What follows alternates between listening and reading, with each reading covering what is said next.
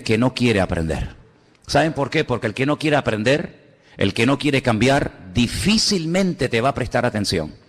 Va a estar siempre buscando, como decimos vulgarmente, las cuatro patas al gato, tratando siempre de buscar un argumento, despotricando en contra de todo o de todos, incluido Dios, para justificarse a ellos mismos. ¿Saben que hay un libro en la Biblia donde hay un hombre que comienza, entre comillas, a quejarse y a presentar argumentos de por qué está viviendo así, por qué actúa asao? Y hay un momento en el que Dios lo interrumpe y le dice: oye, Job, ven para acá, escúchame un momento. ¿Tú me vas a condenar a mí para justificarte tú? Y ahí Job se calla. Porque muchas veces decimos: no, es que yo soy así porque es que mi padre, es que mi madre, es que el gobierno, es que el diablo, es que Dios, es que el vecino, es que mi marido, es que mi madre, es que mi padre.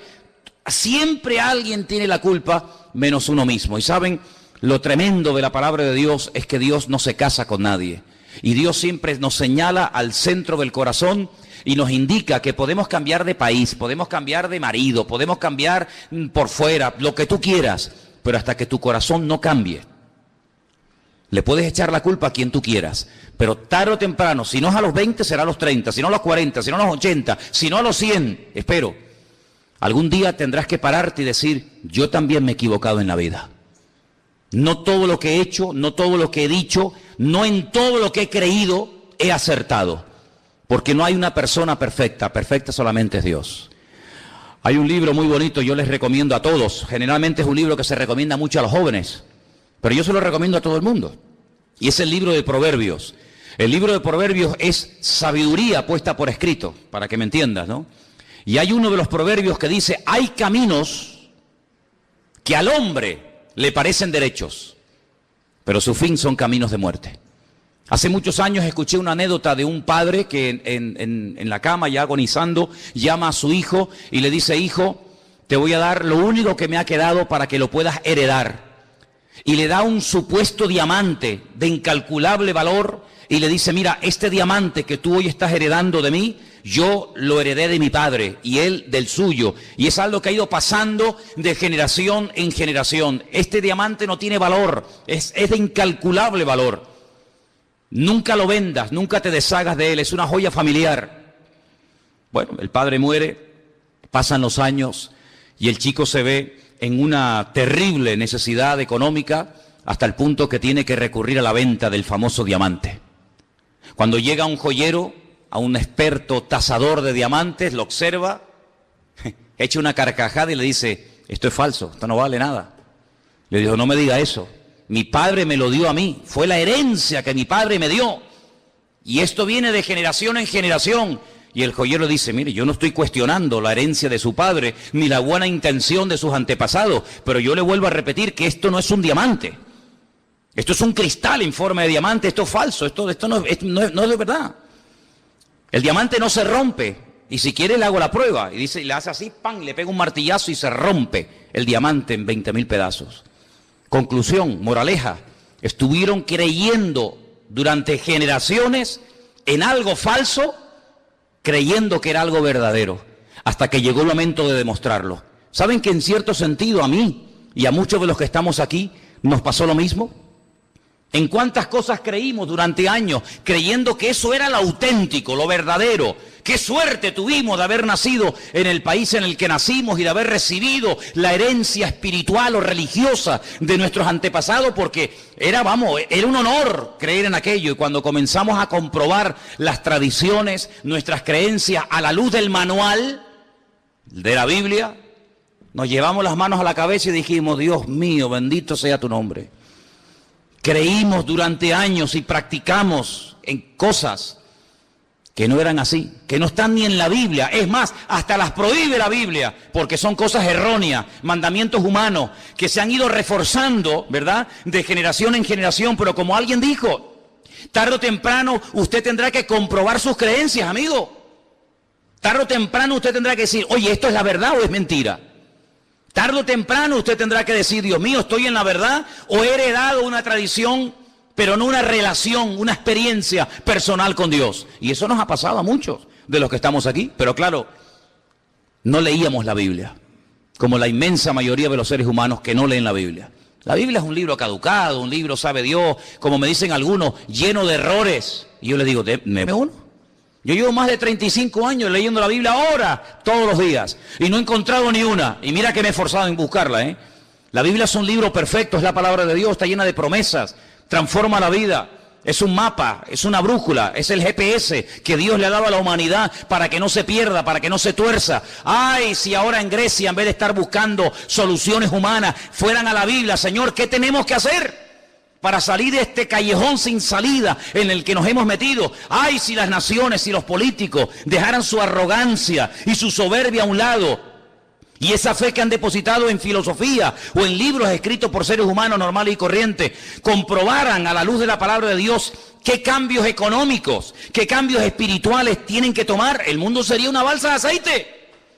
Pero lamentablemente el hombre sigue creyendo que él tiene la solución y, como dijo el Señor, un ciego no puede guiar por el buen camino a otro ciego, porque tarde o temprano los dos, el que guía o el que pretende guiar y el que es guiado, los dos caerán en el mismo hoyo, porque están ciegos. Y el mundo está ciego, hermano. El mundo va a la deriva, porque no quieren reconocer de que se ha equivocado. Y por eso, amados hermanos, tenemos que dar infinitas gracias al Señor, porque hay un versículo en la Biblia que dice que nosotros estamos en el verdadero, y el verdadero se llama Jesucristo, el Hijo bendito de Dios. ¿Cuántos dicen amén? Quiero llevarles en esta tarde un proverbio, hablando de Proverbios, al capítulo 18, precisamente el versículo 21, y quiero que lo leamos entre todos, si lo tienen ahí a mano, por favor. Proverbios capítulo 18, versículo 21. Esto es una bomba, ¿eh? Esto es algo tremendo. Te vas a dar cuenta del poder tan grande que Dios ha puesto dentro de nosotros, para bien o para mal, cuidado. Esto es como todo. El que inventó la dinamita, pues oye, con ella puedes matar a miles de personas, o con ella puedes abrir un hueco en una montaña y hacer un túnel para que pasen los coches o para que pase un tren, ¿verdad? Proverbios 18, 21, ¿lo tienen, hermanos? ¿Sí? Venga, vamos a leerlo en alta voz todos. La muerte y la vida están en poder de la lengua, y el que la ama comerá de sus frutos. Otra vez. La muerte y la vida están en poder de la lengua. Ay, amigo. Alguien dijo en cierta ocasión que de aquí para abajo no nos diferenciamos en nada de los animales. Todo lo que tenemos de aquí para abajo, los animales lo tienen. Pueden caminar, pueden reproducirse, pueden comer, pueden respirar. La diferencia entre el ser humano y el hombre, algunos dijo que es de aquí para arriba, porque es de aquí para arriba que nosotros podemos razonar, que podemos pensar, que podemos memorizar, que podemos hablar, podemos dialogar, podemos construir frases, poesías, poemas, oraciones, ¿verdad? Por eso dice la palabra de Dios que nuestra cabeza tiene que ser Cristo. Porque cuando la cabeza funciona es una bendición, pero qué tragedia cuando ves a una persona que la cabeza ya no le funciona. Es triste, ¿verdad? Uno dice, bueno, mira, me fallan los brazos, me fallan las piernas, me falla esto, me falla aquello, pero amigo, como te falla la cabeza, estás perdido. Pero gracias al Señor de que los cristianos tenemos una cabeza, y esa cabeza es nuestro Señor Jesucristo. A Él nunca se le va a ir la cabeza, sino más bien todo lo contrario. Ahora, yo quisiera hablar en esta tarde, porque hace unos días hablamos acerca de un personaje de la Biblia que se llama Jacob, o Jacob. Este personaje que era hermano gemelo de Esaú. Era hijo del mismo padre y de la misma madre, llamados, ¿cómo se llamaba? Isaac y Rebeca. Muy bien. La palabra de Dios, el tema de la bendición, la herencia espiritual. Y Jacob sabemos que, aunque el fin no justifica los medios, y utilizó un sistema no muy correcto que digamos, incluso llegó a engañar a su propio padre, él obtuvo la bendición. El padre lo bendijo. Y no solamente eso, sino que bueno, efectivamente vemos que más adelante, ya cuando el padre sabe que es Jacob con el que está tratando, lo vuelve a bendecir, ya van 2 bendiciones. Y en el camino dice la Biblia que Dios le habla y Dios directamente lo bendice, ya van 3. Y la Biblia nos enseña que cuando regresa del exilio, de estar en la casa de Labán, de su suegro, más de 20 años, la Biblia dice que él pelea, ¿se acuerdan? Con un varón, con un ángel. Y dice la Biblia que le dice, no te suelto, no te dejo, hasta que no me bendigas, y lo bendijo. Y ya van 4, Y entonces uno se da cuenta de que en la vida de Jacob había un montón de bendiciones, como hay bendiciones en la vida de todos y cada uno de ustedes. Pero las bendiciones, una cosa es que tú las recibas y otra cosa es que tú te la apliques, que tú la actives en tu vida. Mira, cuando hemos entrado aquí, nosotros hemos tenido que darle a los interruptores, porque tenemos luz, pero hay que darle a un pequeño botón para que se enciendan todas estas luces que veis aquí esta tarde. Cuando tú vas al baño, ahí hay agua, no hay problema, no hay que ir con un cubo a 10 kilómetros y traer... No, ahí tenemos agua, pero usted tiene que hacer un pequeño movimiento con su mano y entonces lo que hay, usted lo saca a través del grifo. La bendición de Dios está sobre nuestras vidas, pero hay que activarlas, hay que usarlas. Y usted se va a dar cuenta de que según la circunstancia, según el momento y según el lugar, Jacob utilizaba una u otra bendición. La pregunta es, ¿creemos nosotros que la bendición de Dios está con nosotros? ¿Cuántos dicen amén? La Biblia nos enseña que Él ha cambiado toda maldición, todo desastre que hemos heredado, consciente o inconscientemente del pasado, lo ha tornado, lo ha cambiado en bendición. Pero no solamente hay que creerlo, sino hay que usar lo que uno tiene. Es como, por ejemplo, cuando usted va a clavar un cuadro y usted tiene que clavar un clavo. Usted tiene que utilizar un martillo, ¿no? Yo tengo un martillo en mi casa, pues vaya a buscarlo. Cuando usted quiere sacar un tornillo, tendrá que utilizar un destornillador. Cuando usted quiere hacer un agujero en la pared, tendrá que usar y a él solo servirás. El diablo entonces le dejó, y he aquí vinieron ángeles y le servían. El Señor Jesucristo podía haberse dado la vuelta, podía haberse marchado, pero no. Proverbios 18:21 dice que el poder de la muerte y de la vida está en la lengua. Y el Señor lo que hizo es utilizar sabiamente la palabra correcta para que en ese momento ese ataque que él estaba recibiendo quedara totalmente neutralizado y no surtiera ningún efecto en su vida. Ok, vamos a dejar esa historia ahora. Estamos en 2015, Santa Cruz de Tenerife. 8 en punto de la tarde. Usted se pregunta, ¿y a mí para qué me cuenta este hombre todo esto? Porque usted también tiene problemas en su vida, ¿sí o no? Usted tiene dificultades económicas, físicas, laborales, matrimoniales, con los hijos, de no sé qué, de no sé cuánto. Muy bien, ¿qué hago entonces? ¿A dónde voy? ¿Qué puedo hacer? No solamente para defenderme, sino para poder vivir en victoria. Si es que se puede vivir en victoria, ¿cuántos lo creen? Porque algunos dirán, bueno, me tocó vivir aquí, me tocó esta época de la historia de la humanidad, luego me tengo que resignar a estar enfermo, a estar triste, a estar amargado, a estar sola, a estar incomprendido. ¿Pero quién dijo eso? ¿Quién dijo eso? Si el mismísimo Señor Jesucristo dice que el diablo viene para hurtar, para matar y para destruir, pero dice, pero yo he venido para darte vida y vida en abundancia. ¿Cuántos dicen amén? Si usted quiere tomar por el camino de la resignación, de la mediocridad, de la depresión y de la amargura, usted es libre. Es que yo no creo en Dios, ni creo en Biblia, ni creo nada. Oiga, pero ¿quién le está diciendo que usted no puede tomar ese camino? Es el camino que quieres escoger, de la mediocridad, de estar siempre hecho polvo. ¿Cómo estás? Bueno, aquí aguantadito. ¿Cómo estás? Bueno, aquí tirando. ¿Quieres vivir así? Dios te bendiga, mija. Pero yo me rebelo en contra de eso. ¿Por qué? Porque el Dios de la palabra me permite elevarme por encima de las circunstancias y ir de victoria en victoria, de gloria en gloria, de triunfo en triunfo y de bendición en bendición. Eso es lo que podemos aprender de la palabra. Y entonces lo mismo que hizo el Señor para parar al diablo, yo lo hago ahora. Y yo digo, un momento.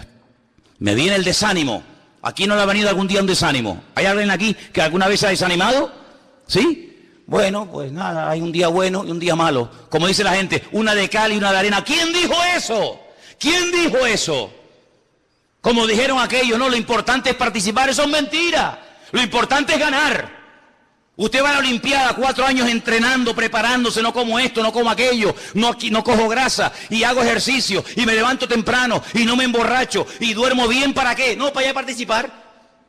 No, yo no he venido aquí para participar. Yo para participar me voy al barrio y corro con los muchachos del barrio. Yo he venido aquí a ganar. ¿Qué? ¿La de bronce? No. ¿La de plata? Tampoco. ¿Cuál? La de oro. Por lo menos lo voy a intentar. ¿Cuántos dicen amén? Bueno, pues el cristiano, gracias al Señor, también puede hacer lo mismo que en su día, cuando estuvo el Señor entre nosotros, hizo. ¿Qué fue? Utilizar el poder de la palabra. Usted va a la puerta de su casa. Algunos dirán, no, pero es que esto es muy extremista. Bueno, pues hágalo de otra manera, mija. Yo le digo lo que yo hago. Abra la puerta de la casa. Depresión, desánimo, no sé dónde está ni me interesa. Amargura, frustración, Lárgate de mi casa, porque yo y mi casa serviremos al Señor. Te mandas a mudar y por aquí no vuelvas nunca más. Vete a donde quiera, pero aquí en mi casa está la bendición de Dios. ¿Cuántos dicen amén? Apláudele fuerte al Señor en esta tarde, hermano. Eso es lo que tienes que hacer. Eso es lo que tienes que hacer. Porque Jesús lo hizo y el diablo se fue. Viene la enfermedad. Viene la enfermedad, porque vendrá. ¿Cómo está hoy las rodillas? Ay, es que la artrosis. ¿Esa quién es? No, la artrosis. No, la sé qué. Y algunos dicen, no, es que es por la edad. ¿Quién dijo que en la Biblia la persona, porque es mayor, tiene que estar enferma? ¿Dónde viene eso? Es como el que dice, es que está rebelde porque está en la edad de la rebeldía. ¿Y cuál es la edad de la rebeldía? No, los 14, sí, pues yo conozco gente con 50 años que son más rebeldes que muchachos de 20. ¿Por qué asociamos cierta edad con rebeldía? ¿Por qué asociamos? ¿Por qué tenemos que asociar enfermedad con tener ciertos... Oiga, yo veo en la Biblia gente que murió de viejo y no de enfermedades. ¿O es mentira? ¿De qué murió Abraham? ¿De qué murió Isaac? ¿De qué murió Jacob? ¿De qué murió mi abuelo otro día? ¿De qué murió mi abuelo con 105 años? ¿Se le acabó la pila? Bueno, amigo, la pila se acaba, es normal.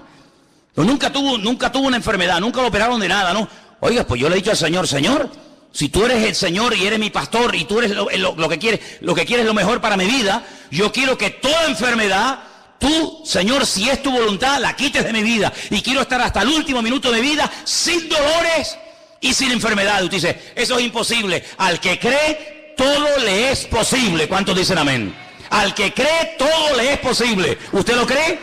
Gloria a Dios. Gloria a Dios.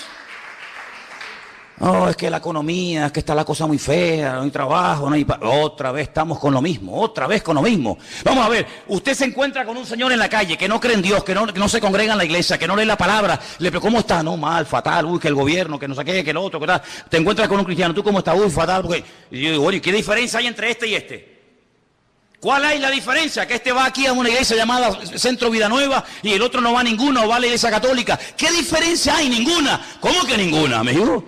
Siempre ha habido diferencia entre la cabeza y la cola, así que por haber nacido donde nací y por haber tenido la familia que tuve o que no tuve o la educación que tuve o que dejé de tener, yo seré en la vida un mediocre. De eso nada. La Biblia me dice que yo soy real sacerdocio, nación santa, pueblo adquirido por Dios, el cual me sacó de las tinieblas para anunciar las virtudes de aquel que me llamó. En otras palabras, ¿de dónde la mediocridad? De aquí, de la cabeza.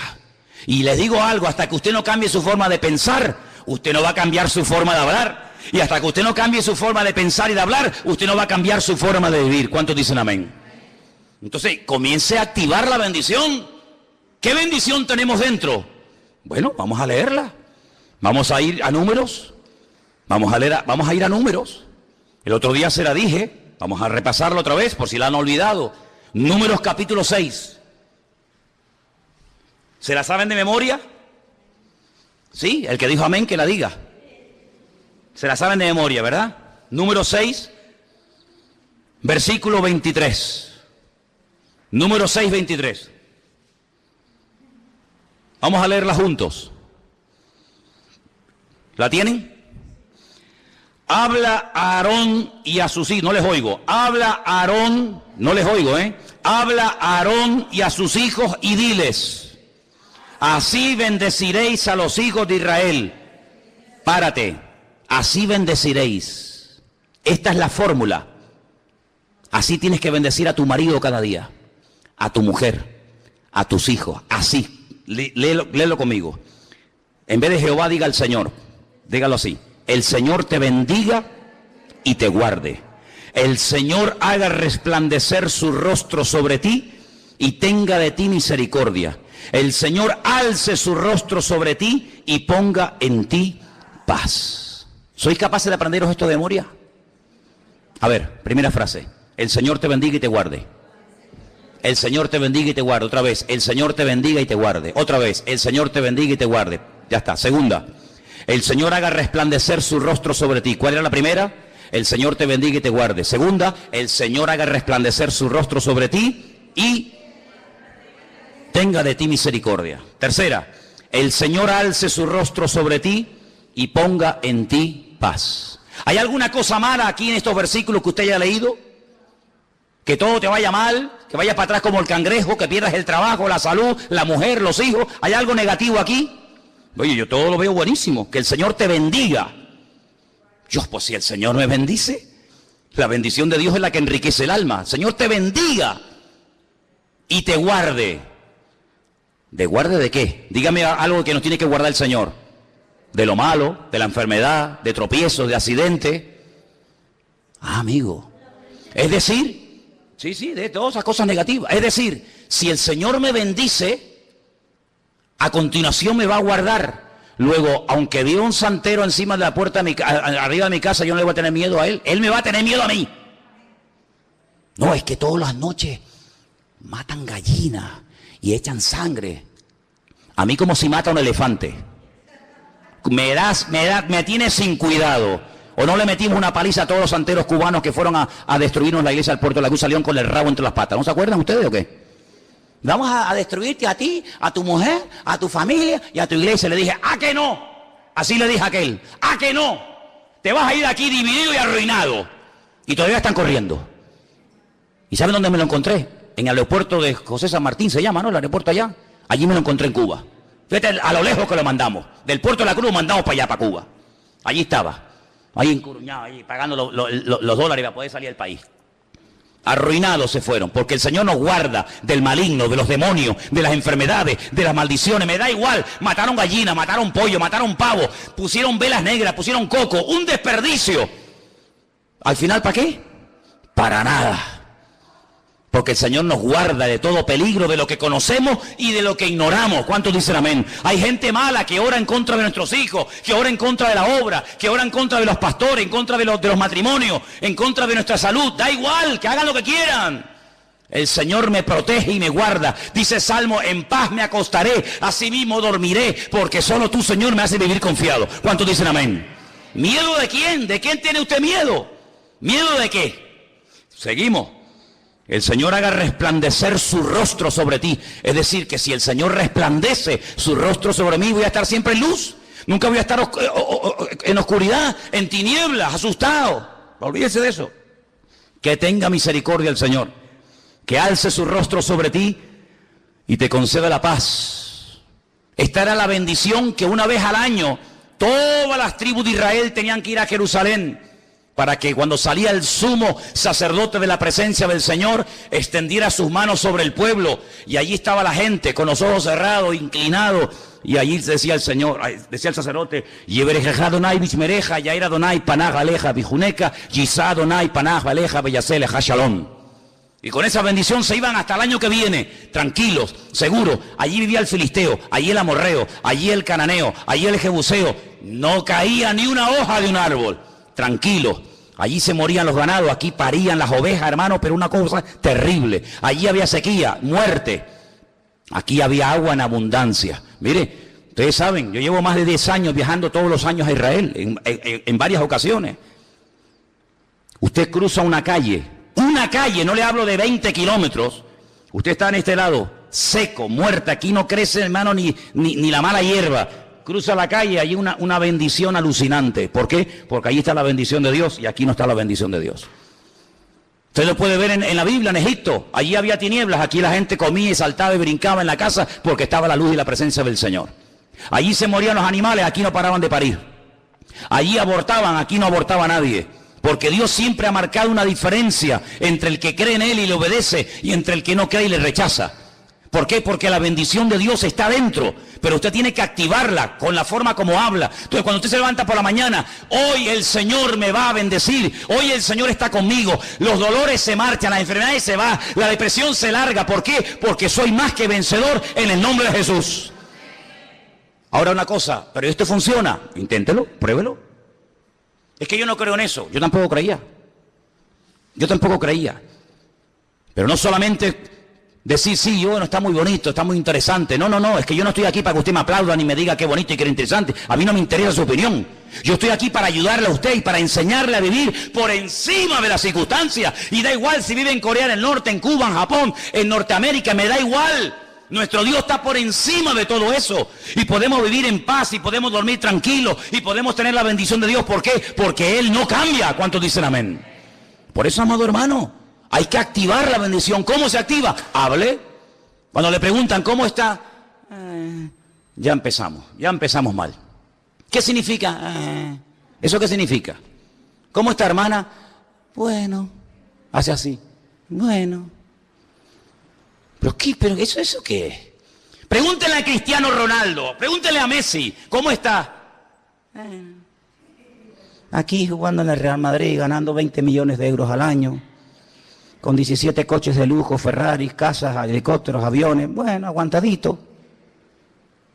Nunca te van a responder así los mundanos que les va bien, pues a nosotros nos ha tocado la lotería, porque lo que ellos tienen se lo van a dejar aquí y no se lo van a poder allá, pero aquí en esta vida tenemos paz, tenemos gozo, tenemos victoria, tenemos salud, y en la otra vida, la vida eterna. ¿Cuántos dicen amén? Apláudale al Señor en esta tarde, diga, Señor, tú estás conmigo, gloria a Dios, aleluya.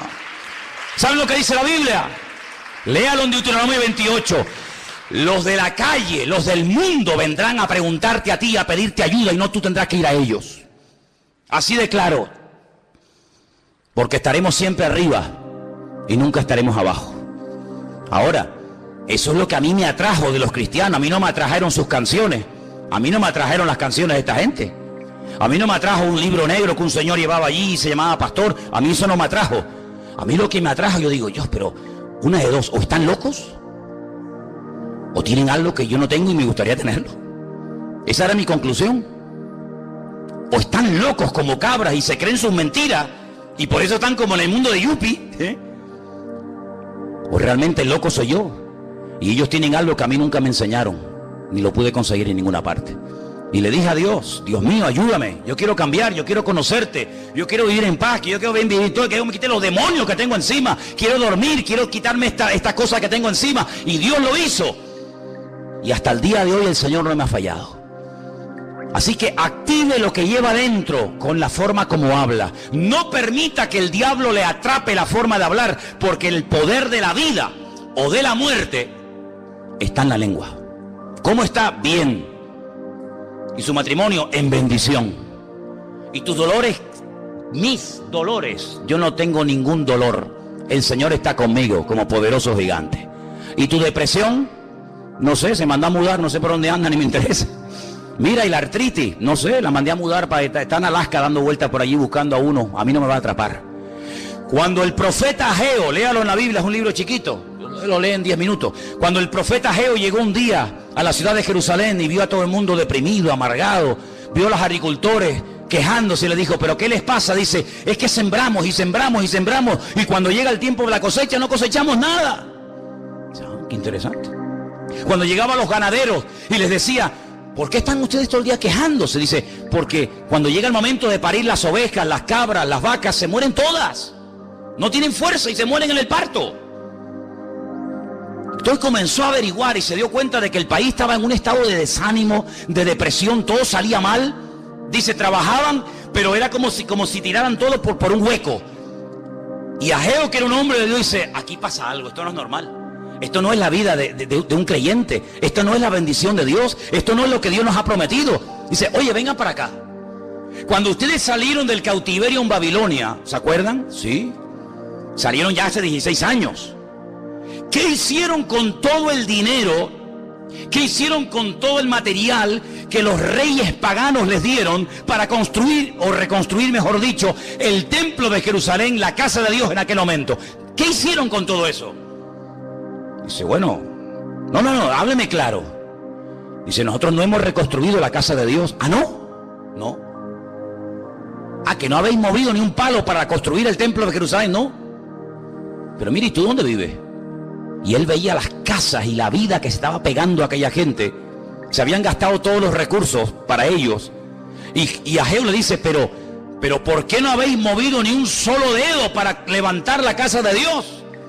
Y le respondían todos, parece que se habían puesto todos de acuerdo, porque aún no ha llegado el tiempo de levantar la casa de Dios. Y Ageo decía, ah, no, vaya hombre. Es decir, el tiempo para Dios no ha llegado, pero para construir tu casa y para pegarte la gran vida, para eso sí hay tiempo, ¿no?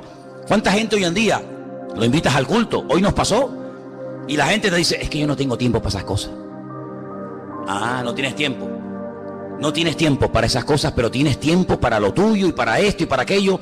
Ageo les dice, si se ha parado, si se ha detenido la lluvia del cielo, si las cosechas son un desastre, si los animales abortan en los campos y si os ha ido mal, no es por culpa de Dios, que es lo típico, sino es porque ustedes han invertido el orden y se han puesto ustedes primero y han dejado a Dios a la cola.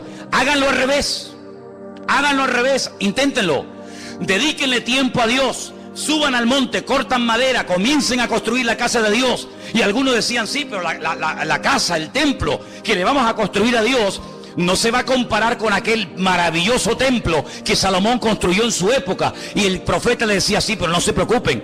El tema no está en el tamaño del templo, sino que el Señor les dice hoy a ustedes, la gloria postrera de esta casa será mayor que la primera.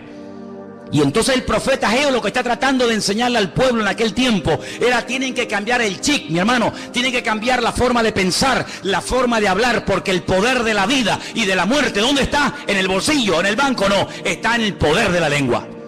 Y ustedes están hablando negativamente y han traído al pueblo ruina, depresión, miseria y pobreza. Pero comiencen a dar gloria a Dios. Comiencen a bendecir el nombre del Señor. Comiencen a cantar en medio de la tormenta. Comiencen a alabar a Dios en medio de los problemas. Y ya verá cómo ese ambiente, esa atmósfera contaminada se transforma en tiempos de gloria y de bendición de Dios. ¿Cuántos dicen amén? Tenemos dos opciones. Sí, bueno, España está mal. Ya no es lo que era. No hay trabajo. Mira la juventud. Mira no sé qué.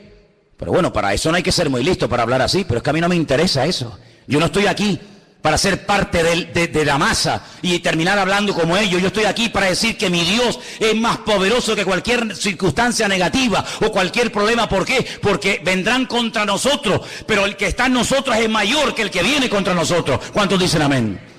Hay un hombre en la Biblia que se llama Sama, casi un desconocido.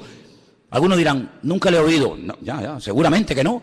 Sama es un hombre que tiene un campo chiquitito de lentejas, un pequeño terreno que ha heredado de su familia.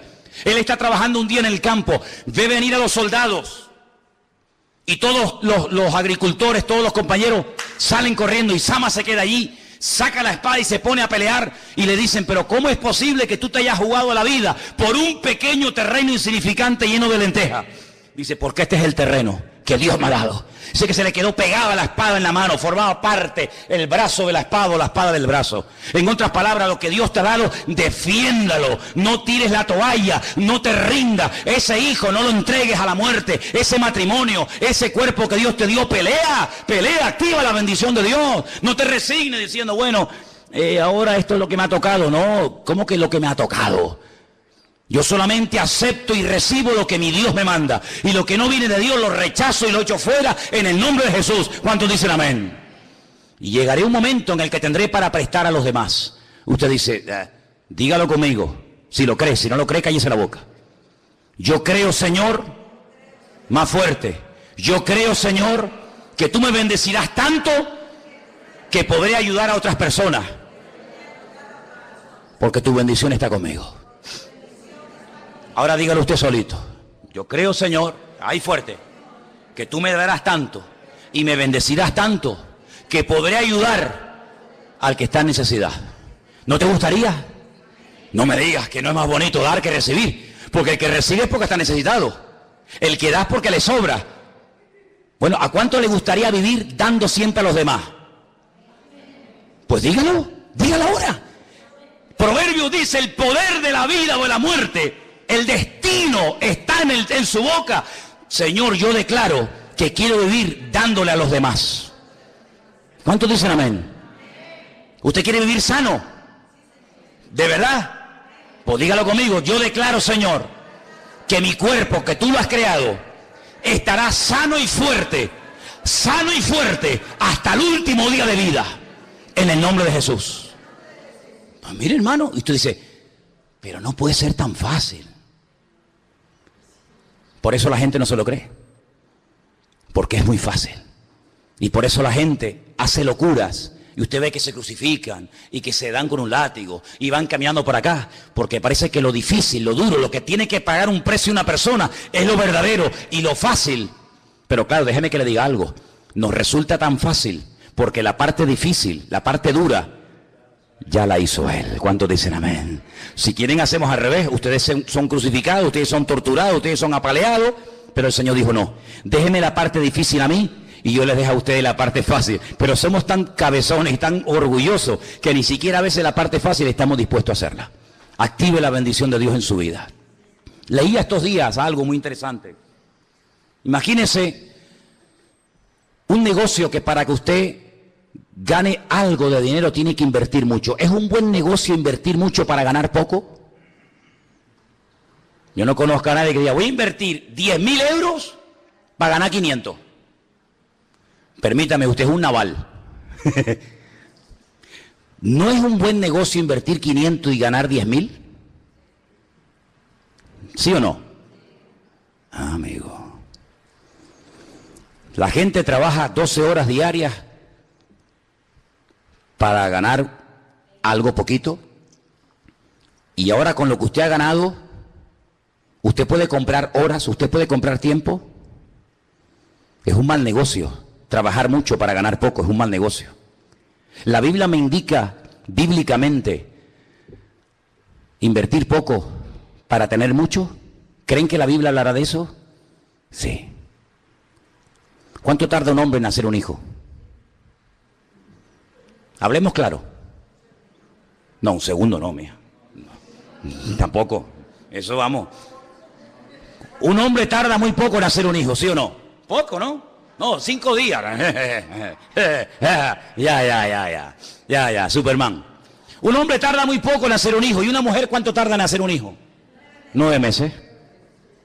Es decir, si un hombre hace una inversión pequeña para tener un beneficio grande, entonces, según la Biblia, el negocio más grande del mundo es tener hijos. Por eso dice la Biblia que la bendición y la herencia del Señor son los hijos. Por eso el diablo, muchas veces, y las circunstancias de la vida, se han encargado de impedir que las parejas tengan hijos. Porque la mayor bendición del mundo es tener hijos. Por eso Abraham no podía tener hijos. Por eso Isaac no podía tener hijos, sus esposas. Por eso Jacob no podía tener hijos. Por eso hay muchas personas en la Biblia que eran como estériles, porque el Señor sabe perfectamente que con una breve inversión la bendición es grande. Tú tienes un hijo en 9 meses, un hombre en poco tiempo, y lo tienes toda una vida. Pero después de ese hijo, viene el hijo del hijo, que sería el nieto. Luego es el negocio perfecto, una pequeña inversión para ganar una gran bendición. Entonces tenemos que pedirle a Dios que las hermanas de la iglesia empiecen a parir como conejos. Ahora, ¿cuántas se atreven ahora? Porque es muy bonito decir amén, sí. ¿Cuántas se atreven ahora a decir, Señor, ábreme la matriz y empiezo a parir como conejo? Ahora dice, ay no, hermano, es que mire, es que yo ya tengo una edad. Entonces te das cuenta. Hay parejas que han estado años impidiendo tener hijos. ¡Años! Y cuando quieren tenerlos, no vienen. ¿Qué te parece? La mejor inversión del mundo son los hijos. Por eso, a las que lo crean y lo quieran, diga conmigo, yo declaro que voy a tener un montón de hijos. Qué bajito los repiten ahora tú. Algunas dicen, pero usted me está diciendo que yo con la edad que tengo puedo llegar a ser madre. ¿Pero acaso con cuántos años parió Sara? Oye, qué tremendo sería que hermanas que ya tienen aquí una edad, ¿tú te imaginas? Vendría la televisión, vendría la prensa, vendría la radio diciendo, en esa iglesia las mujeres de 70, 80 años están pariendo. Eso fue lo que pasó en los días de Abraham, que la gente decía, oye, ¿tú has oído el qué? Hay un viejo allí en el desierto, se llama Abraham, tiene 100 años, ¿y qué? Y la mujer tiene 90, es estéril. Y dio a luz un hijo. Y se convertían la gente un montón y venían a la tienda de Abraham a decir cómo. Y él era un momento que aprovechaba para dar testimonio. El mundo ya no se va a convertir por palabra. Ese tiempo pasó. El tiempo va a ser impactado cuando vea que nosotros verdaderamente vivimos lo que creemos.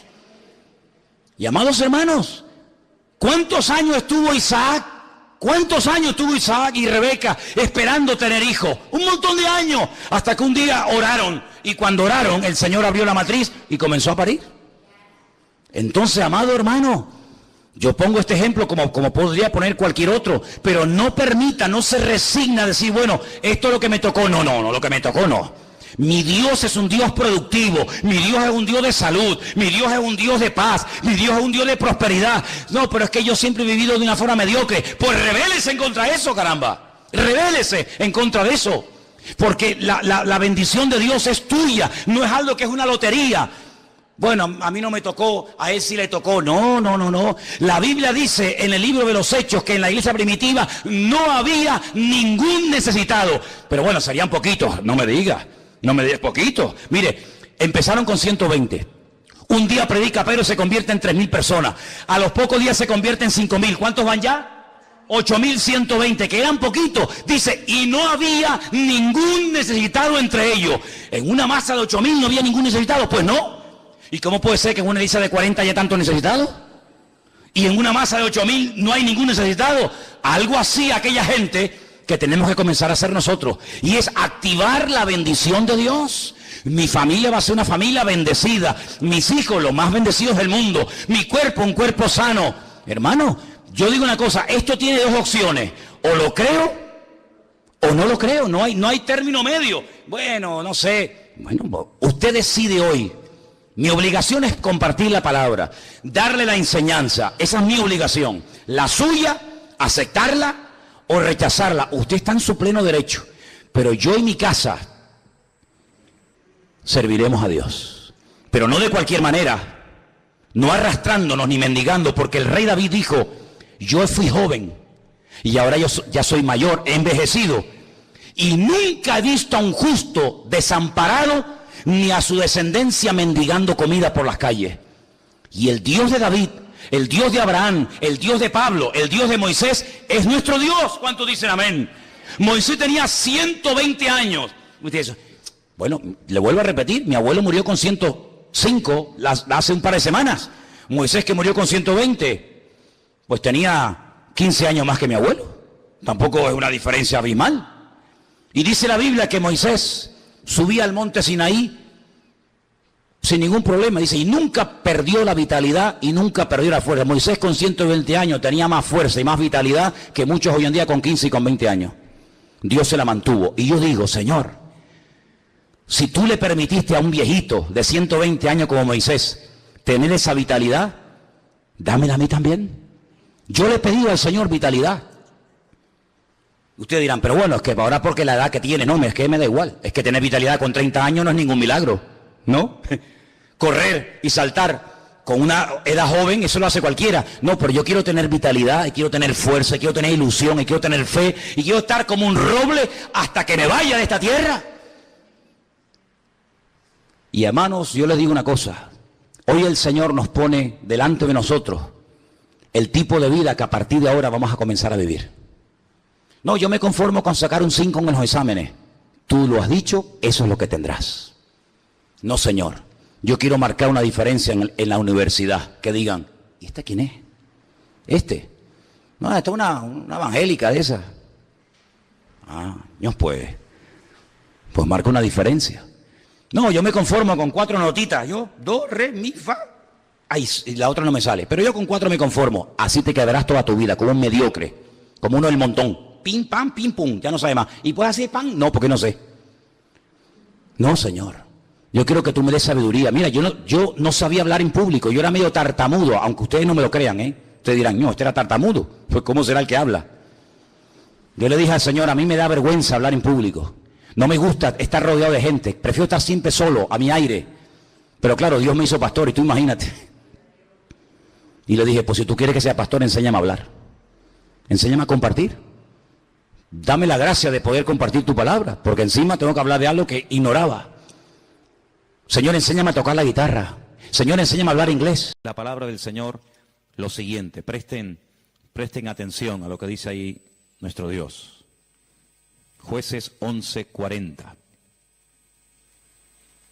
Y se hizo costumbre en Israel que de año en año fuesen las doncellas de Israel a endechar a la hija de Jefté, Gaaladita, 4 días en el año. Fíjense la palabra costumbre. Se hizo costumbre, no era costumbre hasta ese tiempo. Antes nadie se iba 4 días por el campo, por el monte, a llorar, a endechar a la hija de nadie. Pero ocurrió algo, ustedes conocen que Jefté hizo un juramento que fue una auténtica locura, y fue la de presentar a su hija en sacrificio al Señor. Y entonces dice la palabra de Dios que a partir de ese día se convirtió en una costumbre en Israel que las jóvenes, que las chicas se fueran por los campos llorando, endechando, lamentándose de lo que le había ocurrido a la hija de Jefté. ¿Era un mandamiento bíblico? ¿Era algo que Moisés enseñó al pueblo de Israel en el desierto? No. Sino que se hizo costumbre. Empezaron un año y otro año, una generación y otra generación, hasta que aquello se convirtió en una costumbre. Y quiero en esta tarde que ustedes se den cuenta de que una cosa es la costumbre, la cultura, las tradiciones, y otra cosa muy diferente es lo que manda y ordena el Señor en su palabra. A nosotros nos tiene que dirigir la palabra de Dios, no las costumbres de las naciones. No es que esta costumbre, esta tradición lleva 500 años celebrándose en mi país o donde sea. Bueno, los años que se llevan celebrando las costumbres, cualquiera que sean, no le dan credibilidad a la costumbre. Durante muchos siglos era normal salir a una plaza pública y torturar o quemar a una persona, y todo el mundo iba como si fuera un espectáculo público, ¿verdad? Porque era la costumbre de la época. Bueno, pero eso no significa que como era la costumbre, pues está bien. Cuidado, la palabra costumbre, hábito, aparece desde un punto de vista positivo y desde un punto de vista negativo. Por ejemplo, la Escritura dice en el Evangelio según San Lucas que el Señor Jesucristo, conforme a su costumbre, iba el sábado a la sinagoga. Bueno, pero es que hay costumbres buenas, ¿sí?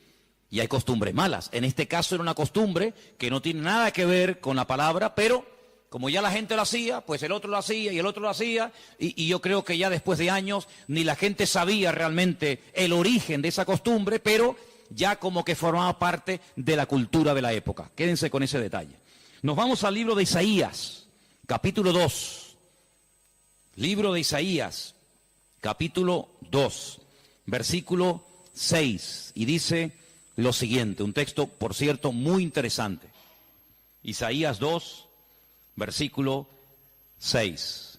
Ciertamente tú has dejado tu pueblo, la casa de Jacob, porque están llenos de costumbres traídas del oriente y de agoreros, como los filisteos que pactan con hijos de extranjeros. Uno de los reproches que el profeta Isaías lanzaba en la época en la que él le tocó servir al Señor en su ministerio es que ustedes se han llenado de costumbres que no son costumbres con una base bíblica.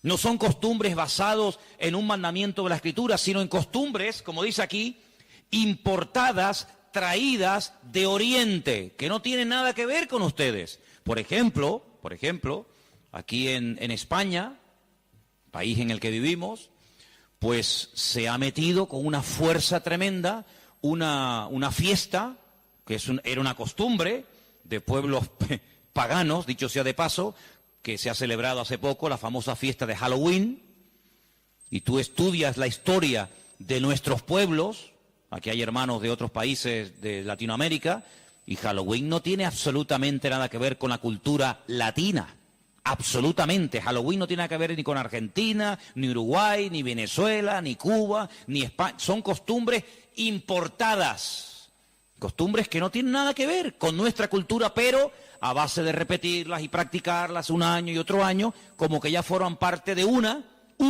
de las muchas fiestas que hay a lo largo del año. Eso precisamente es lo que dice el profeta Isaías en su época. Ustedes han abierto la puerta y se han llenado de costumbres traídas de Oriente, que no tienen nada que ver con ustedes. Y dicho sea de paso, la mayoría de esas costumbres traídas de Oriente eran costumbres paganas, costumbres que no tenían absolutamente nada que ver con la palabra del Señor. Vamos a avanzar. Libro de Jeremías, capítulo 10.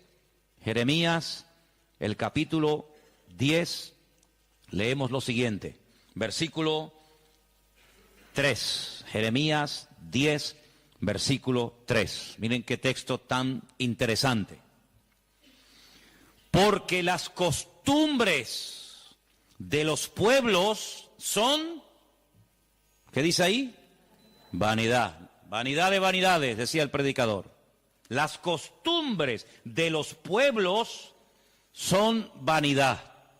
Y ahora habla acerca de la idolatría, que era una de las costumbres, no del pueblo de Dios, sino de los pueblos paganos. Ahí la palabra pueblos es la palabra goyim. La palabra goyim significa naciones. Cuando se habla de Israel, se menciona Israel, para que no haya género de duda. Pero cuando se habla de naciones paganas, naciones extranjeras, naciones, digamos, no adoradoras del Dios vivo y verdadero, se les llama goyim, se les llama naciones. Y en este caso dice, las costumbres de esas naciones, de esos pueblos, son todas absolutamente vanidades. Quédense con eso. Y vamos a leer un versículo en Ezequiel, profeta Ezequiel, un libro que no sé por qué no se suele leer mucho, pero tiene textos y historias muy interesantes. En el capítulo 11 de Ezequiel, el capítulo 12, dice así: sabréis que yo soy el Señor, porque no habéis andado en mis estatutos, ni habéis obedecido mis decretos, sino que según las costumbres de las naciones que os rodean, habéis hecho. Las costumbres de las naciones que les rodean, esas son las que ustedes están practicando. No los estatutos, ni decretos, ni fiestas, ni celebraciones que nuestro Dios ha ordenado en su palabra, sino que todo lo contrario. Hay momentos, ustedes seguramente han leído esos pasajes, donde los profetas, tratando de convencer, de sacudir al pueblo de Israel, les decían, a ver, vamos a ver, díganme ustedes un pueblo, una nación que haya cambiado sus dioses, que hayan dejado sus idolatrías por nuestro Dios. Ninguno, ninguno. Los egipcios, mira que vieron milagros los egipcios, porque las famosas 10 plagas de Egipto eran milagros, eran demostraciones del poder de Dios, ¿sí o no? Totalmente. Dejaron los egipcios al convencerse de que sus dioses no servían para nada, que hicieron el ridículo. ¿Dejaron los egipcios su idolatría para creer en el Dios de los hebreos, en el Dios de Moisés? ¿Sí o no? Para nada. Es más, cuando salen de Egipto, ¿qué hace el faraón? Vamos a perseguirlos, vamos a atraparlos y llevarlos otra vez a Egipto para que sean nuestra mano de obra.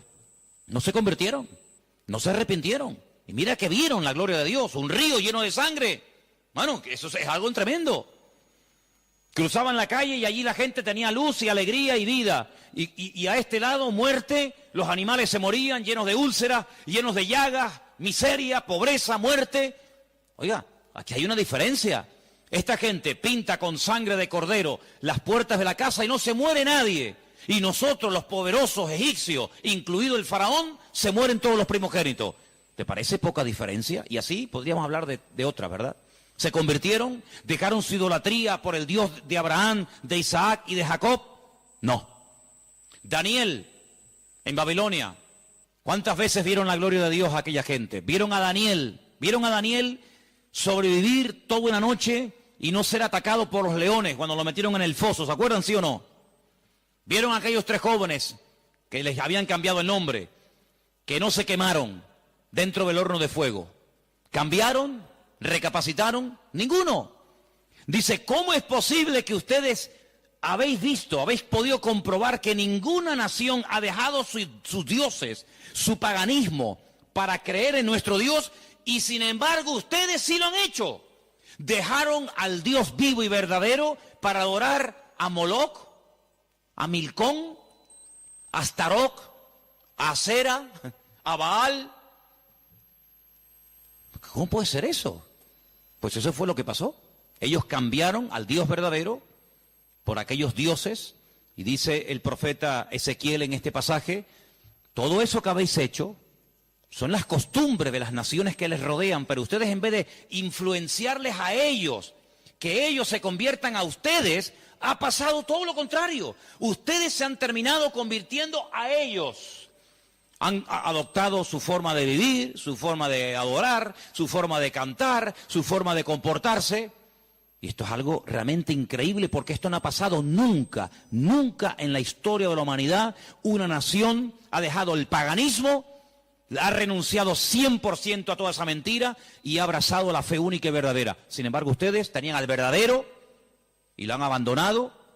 Otros profetas utilizaban el término han adulterado, han sido infieles a vuestro Dios. ¿Para adorar a quién? Al Dios de las moscas, al Dios de los excrementos, como hay por ahí un Dios también en la Biblia que se llama el Dios de los excrementos, para adorar a las criaturas en vez de adorar al Creador. Increíble, increíble.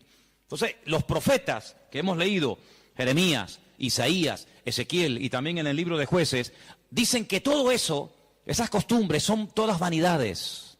Y entonces nosotros, como creyentes, que hemos, como dice la Biblia, pasado de muerte a vida, cuando nos convertimos al Señor, cuando salimos de donde hemos salido cada uno, pues tenemos, con el paso del tiempo, que no solamente decirle al Señor, Dios mío, gracias por haberme salvado, gracias por haberme perdonado los pecados, sino que quiero también pedirte, quiero que me ilumines, porque a lo mejor de mi antigua vida, cuando yo no te conocía, cuando andaba en la ignorancia, cuando estaba en la idolatría, en las costumbres que practiqué yo y mi familia durante toda la vida, Señor, quiero que tú me ilumines, por si acaso todavía puede ser que en mi vida, en mi familia, en mi forma de hablar, de pensar, de vestirme, etcétera, etcétera, todavía quedar algo que no está bien, pero que como lo hace todo el mundo, pues no parece que sea tan malo. Porque si os dais cuenta, hermanos, hay cosas que se hacen hoy en día que están mal. Pero sin embargo, como las hace todo el mundo, no se ven mal. Por ejemplo, a mí una de las cosas que me llama la atención, cuando voy a lo mejor a algún supermercado, es que de un tiempo a esta parte, en la parte donde está todo lo que es los puros y los cigarrillos y todo esto, es increíble. ¿Os habéis dado cuenta lo que ponen como advertencia en las cajas de cigarrillos? El cigarrillo mata, el cigarrillo produce enfermedades pulmonares, cáncer y esto y lo otro. Pero ¿quién hoy en día iría por la calle poniéndole una multa a una persona por fumar? Nadie. ¿Por qué? Porque como lo hace todo el mundo, ya forma parte de una vida normal, pues no se ve tan mal. Pero cuidado, el que lo haga mucha gente no significa de que esté bien, ¿sí o no? Entonces puede ser que a lo mejor algunos de ustedes en algún momento se ha sentido, perdonen la expresión, como un bicho raro en su puesto de trabajo, con los amigos, con la familia, con los vecinos, ¿sí o no? Porque resulta que todo el mundo ve bien, pues ciertas y determinadas cosas que cuando vamos al manual, cuando vamos a la palabra de Dios, resulta que no solamente están mal, sino que incluso son pecado y abominación ante los ojos de Dios. Vaya usted a una manifestación de miles y miles y miles de personas a favor del aborto y párese en esa marcha y diga que el aborto es un crimen, que es un asesinato y que eso es una abominación delante de Dios. ¿Lo matan? ¿Sí o no? ¿Lo matan? Párese usted en una manifestación donde están llevando a una virgen, a un patrón, a un santo y diga, ¿pero qué estáis haciendo? Si nuestro Dios prohíbe todo esto, si eso es abominación delante de nuestro Dios, si en la base mínima, que son los 10 mandamientos, ya se prohíbe categóricamente todo esto, ¿te matan? ¿Por qué? Porque es que esto se ha practicado. Y claro, después ves ahí al alcalde, y ves al teniente alcalde, y ves al concejal de no sé qué, y ves a fulanito de tal, y incluso al rey, y ves a la reina, y ves a la... Entonces parece que como que no está tan mal, porque lo practica mucha gente. Y quiero decirte, querido hermano, que en algún momento de tu vida puede ser que tú te sientas como que vas contracorriente.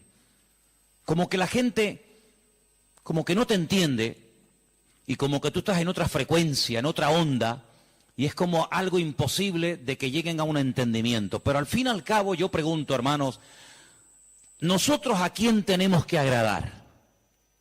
¿A quién tiene que agradar usted? ¿A nuestro Dios, sí o no?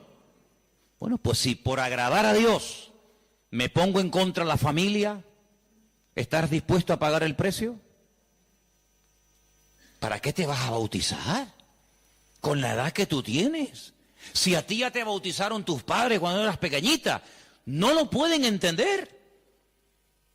Pero saben, hermanos, nosotros, repito, primero a quien tenemos que rendir cuentas a nuestro Dios. Y en segundo lugar, tarde o temprano, como dije el domingo pasado, la fe. Y cuando hablo de la fe, yo no me refiero solamente a la creencia, sino me refiero, cuando hablo de la fe, también aglutino nuestro estilo de vida. Porque nuestra fe es un estilo de vida. Somos diferentes, ¿sí o no? Somos diferentes. Somos diferentes a la hora de hablar, a la hora de pensar, a la hora de reaccionar ante una situación. Somos diferentes, lo queramos reconocer o no, somos gente diferente. Eso incluye también el concepto fe. No solamente que creo en un Dios, en un cielo, en un infierno, en la Biblia como palabra de Dios, sino que la fe me lleva a una serie de cambios. Bueno, pues en ese paquete de mi estilo de vida, yo tengo que pararme y decir, ¿lo que estamos haciendo forma parte de una base bíblica o de costumbres que se han ido traspasando de padres a hijos, de generación en generación? Y yo, como he formado parte toda la vida, evidentemente, de este sistema de vida del mundo, pues las he incorporado como algo normal, pero nunca me paré a preguntarme si lo que yo estaba practicando, si lo que yo estaba creyendo era de Dios o era algo totalmente antibíblico. ¿Quién te convenció a ti? ¿Cuándo te diste cuenta de que adorar imágenes no era de Dios? Algunos de ustedes lo hicieron toda la vida. Pero llegó un momento en el que dijiste, esto no es de Dios, ¿sí o no? El que fue ladrón, el que fue drogadicto, el que practicó la prostitución o cualquier otro pecado. Hay un momento en la vida en el que a la luz de la Escritura, oyendo los mensajes, las predicaciones, leyendo la Biblia, el Espíritu, ¡pam!, te golpeó, ¿sí o no? Te tocó y dijiste, que va, yo no puedo seguir por este camino. Y cuanto más profundices en la Biblia, cuanto más profundices en la palabra, te das cuenta de que uno tiene que cambiar en todo, en todo. Forma de hablar, a veces, ¿por qué no decirlo?, hasta en la forma de vestir, ¿sí o no? Hombre, vamos a ver, si por ejemplo una chica que está ejerciendo la prostitución esta tarde se convirtiera al Señor, seguramente la forma como esa chica se viste, que está diseñada para seducir, para atraer, para llamar la atención, pues cuando esa chica se convierta al Señor, lo más probable es que el Espíritu le ponga en su corazón que la forma como viste, pues es una forma que tiene una finalidad, pero que esa finalidad en absoluto la tengo que llevar a cabo en un culto. Por lo tanto, seguramente, en un momento determinado, el Señor le pondrá en su corazón, oye, vístete un poco más decentemente, más ¿sí o no? Seguramente que sí. Y el que toda la vida ha estado robando o toda la vida ha estado haciendo daño, seguro que el Espíritu le va a hablar en ese área de su vida. Pero luego hay otras cosas, como hemos leído, costumbres, que como que no las vemos tan mal. Y hemos visto a la luz de la palabra de Dios, solamente les di 4 textos, están ahí grabados por si los quieren después volver a leer, 4 versículos donde tenemos que analizar y preguntarnos las costumbres, no los mandamientos, las costumbres que estamos llevando a cabo, ¿son bíblicas? ¿Son de Dios?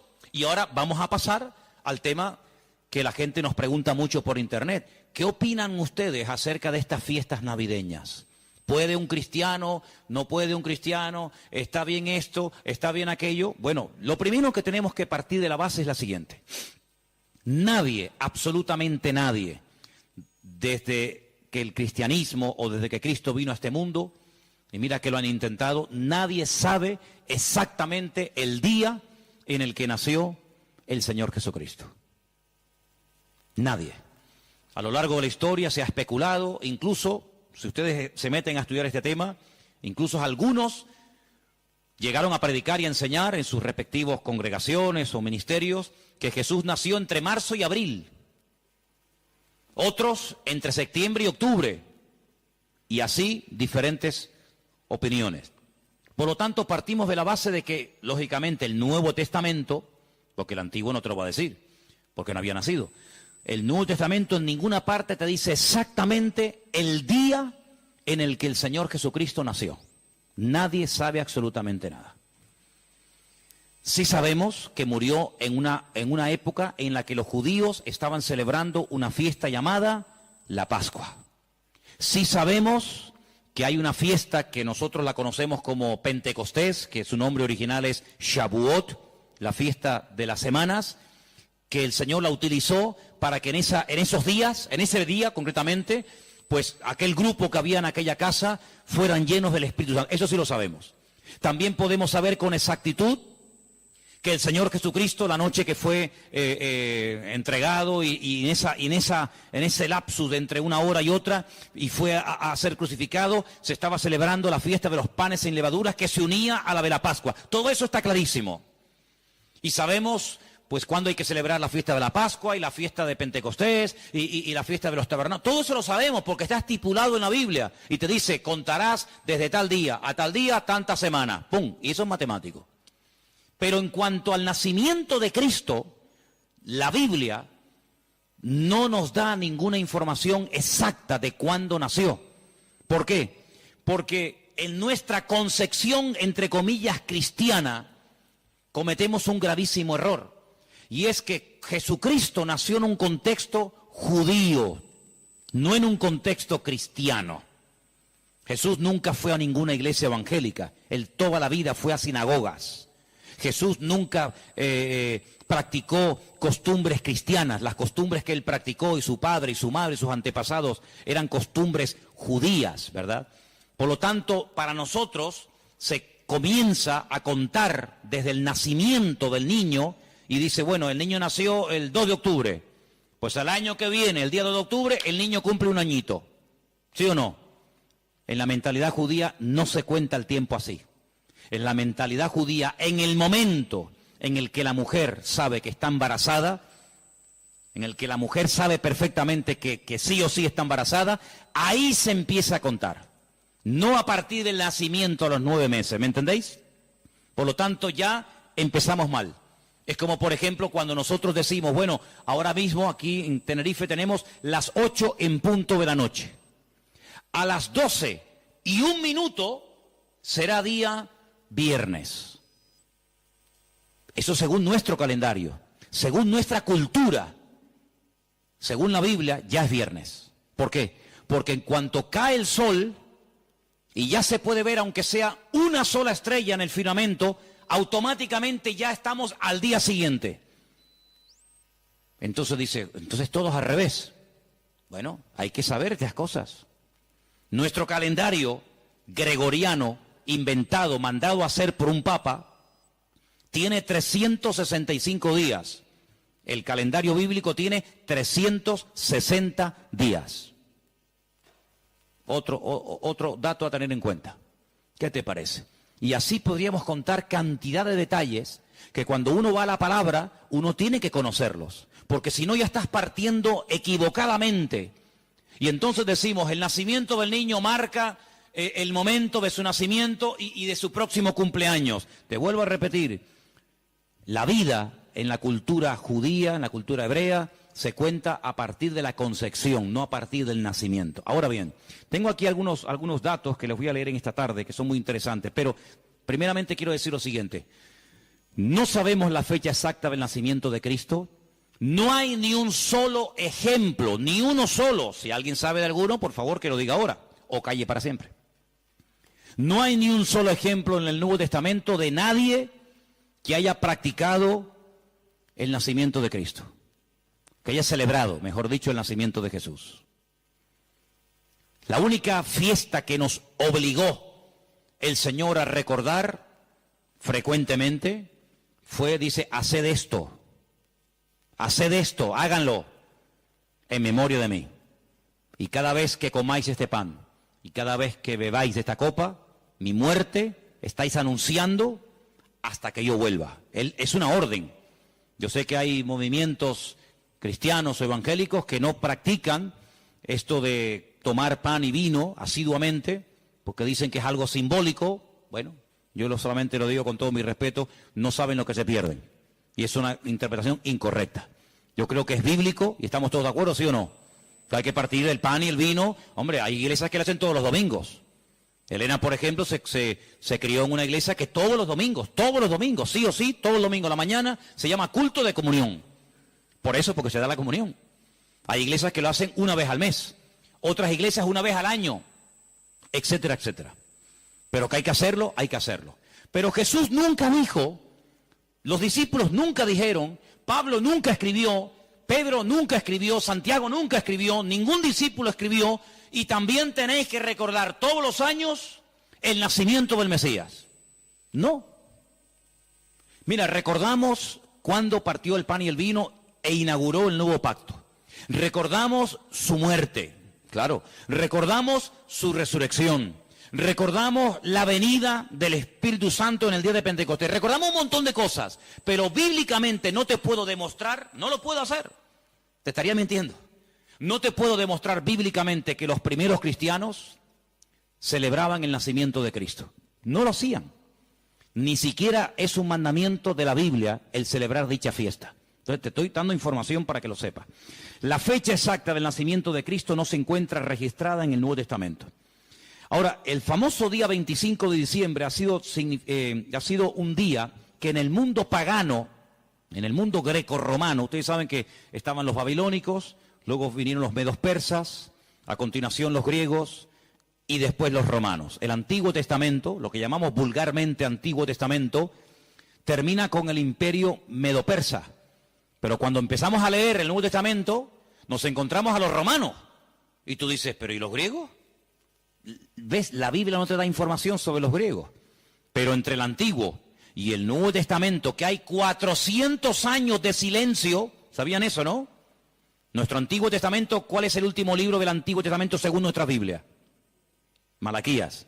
Pero cuando tú vas a una Biblia hebrea, tú te das cuenta que el último libro del Antiguo Testamento no es Malaquías, es Segunda de Crónicas. Da igual, el orden no altera los factores, ¿no? Sea uno, sea otro, son exactamente los mismos, aunque el orden es diferente. Pero cuando se termina de escribir, cuando el último profeta del Antiguo Testamento terminó su mensaje, supongamos que fuera Malaquías, hasta que encontramos al siguiente profeta predicando. ¿Y quién fue el siguiente profeta entre el Antiguo y el Nuevo predicando? ¿Quién fue? Juan el Bautista. Hay 400 años de silencio. No hubieron profeta entre Malaquías y Juan el Bautista. ¿Y cómo se guiaba la gente? Por la palabra. Ahí estaba todo escrito, todo comprimido, todo condensado, y fue un tiempo de silencio, de palabra profética, pero la palabra ya estaba escrita. Luego la gente querían palabra, vayan a la palabra, valga la redundancia, vayan a la escritura y ahí encuentran todo. Bien. Entonces cuando vamos a estudiar la palabra de Dios, nos encontramos que ese imperio que no aparece en el Antiguo Testamento, que son los griegos, que aparece en esos famosos libros que yo he recomendado muchas veces que lean, Primera y Segunda de Macabeos, que son la familia de los Macab, que significa martillo en hebreo. Los macabeos son los que martillaban, los que machacaban. Y en estos días en Israel se está celebrando una fiesta que no tiene una base, vamos a decir, bíblica, sino es un mandamiento bíblico el cumplirla, vaya, pero que es una fiesta que en estos días ya se está celebrando, y les voy a demostrar que Cristo la celebraba, aunque no era mandamiento, Él la celebraba, y es una fiesta que se llama la fiesta de Hanukkah. Y por eso ustedes cuando van a Israel van a encontrar que hay dos modelos de candelabro diferente. Está el famoso menorá, que tiene 7 brazos, y después se encuentran la Hanukkía. Menorá es el de 7, Hanukkía es el de 9. Y tú dices, ¿qué diferencia hay entre uno de 7 y uno de 9? Bueno, te lo voy a decir. El candelabro de 7, la menorá, era el que se utilizaba primeramente en el tabernáculo y después en el templo, pues para iluminar. No había luz eléctrica, no había un interruptor y se encendía la luz, sino que se ponía aceite, ¿verdad? Se iluminaba para que el sacerdote pudiera moverse y pudiera ministrar en el templo, ¿verdad? Ya dimos en su día una explicación de que el primer versículo, quédense con este dato, el primer versículo de los primeros 5 libros de la Biblia, Génesis 1.1, Éxodo 1.1, Números 1.1, Levítico 1.1 y Deuteronomio 1.1 nos explican todo lo que tiene el menorá. ¿Cuántas palabras tiene en hebreo el primer versículo de Génesis? 7 brazos. Otra característica de la menorá la encontramos en Éxodo 1.1 y así sucesivamente, pero no voy a entrar en detalles acerca de eso. Pero en la época de los seleucidas, en la época de los griegos, déjeme que les cuente algo de historia, que es bueno saberlo. Cuando Alejandro Magno muere, dicen que era homosexual, no dejó descendencia. Es el único imperio que pervive después de la muerte del emperador, pero no en sus hijos, sino en sus generales. Por eso Daniel, cuando está en Babilonia, dice que él vio a un leopardo con 4 cabezas. Y las 4 cabezas son los 4 generales que cuando Alejandro Magno muere, se reparten en 4 pedazos el mundo que había conquistado Alejandro Magno, ¿verdad? Uno de los trozos que se reparte tenía que ver con Israel. Y allí estaba el famoso Antíoco Epifanes, que era terrible, terrible. Ese fue el que se atrevió a meter a un cerdo dentro del lugar santísimo y sacrificarlo y de esa manera, humillar y avergonzar a Dios y en fin, tantas cosas, ¿no? Esa es la famosa abominación desoladora, la profanación del lugar santísimo. En esa época de los griegos había una familia compuesta por una serie de hermanos que se propusieron restaurar la vida política y espiritual de Israel. Los griegos dominaban, el templo lo habían convertido en un gimnasio, habían impedido los sacrificios y aquello era un desastre. Esta familia se levanta, primero un hijo, después el otro hermano, todos murieron como mártires, es una historia tremenda. Y estos macabeos, que no se llamaban macabeos, sino una especie de apodo, los que martillaban, los que golpeaban, pelearon militarmente, cuerpo a cuerpo con los griegos y los derrotaron, los vencieron, los echaron de Israel y restauraron el culto en el templo. Pero resulta que el aceite que se utilizaba para las lámparas del candelabro, en este caso de la menorá, no llegaba, porque lleva un proceso y se tarda un tiempo en elaborar ese aceite específico para la menorá. Había muy poco aceite. ¿Qué ocurrió? Oraron al Señor y el Señor hizo que la poca aceite que quedaba durara milagrosamente más tiempo de lo que habitualmente duraba. A partir de ese momento, para recordar el milagro de que el Señor permitió que el aceite durara más tiempo de lo habitual, se comenzó a celebrar la fiesta de la Hanukkah, la fiesta de las luces, la reinauguración del templo. Entonces, en esta época del año, para recordar ese milagro, se enciende con la vela del centro, cada día una vela diferente, hasta llegar a 9 velas, porque ese fue el tiempo que duró el aceite. Y eso es lo que significa la fiesta de Hanukkah. Ahora ustedes pueden ver, dice, y Jesús subió al templo a la fiesta de la dedicación del templo. Y tú dices, ¿qué fiesta es esa? Porque ahí no dice Pascua, ahí no dice Pentecostés, ahí no dice Tabernáculo, dice a la fiesta de la dedicación del templo. Pero si el templo ya estaba inaugurado cuando Cristo vivía. Pero era la fiesta en la que se recordaba la reinauguración del templo cuando los macabeos derrotaron a los seleucidas, a los griegos, y entonces esa era la fiesta de Hanukkah que Cristo la celebraba, Juan capítulo 10. Entonces Cristo, que sabía la historia de esa fiesta, dice, yo soy la luz del mundo. Y la gente sabía lo que estaba diciendo, porque así como este aceite, esta luz se enciende, yo soy ahora la luz del mundo. Y posteriormente a sus discípulos le dice, y ahora también vosotros sois la luz del mundo. Y todo está basado en algo que pasó en aquel tiempo. Entonces, cuando vamos al Nuevo Testamento, nos encontramos que nos dice la Biblia quién gobernaba en el Imperio Romano en el tiempo del nacimiento de Cristo. Pero cuando se hace el calendario gregoriano o cristiano, vaya, el que tenemos ahora mismo nosotros, se cometió una gravísima equivocación. Algunos calculan que del verdadero calendario bíblico al que usamos actualmente puede haber una diferencia entre 4 y 6 años.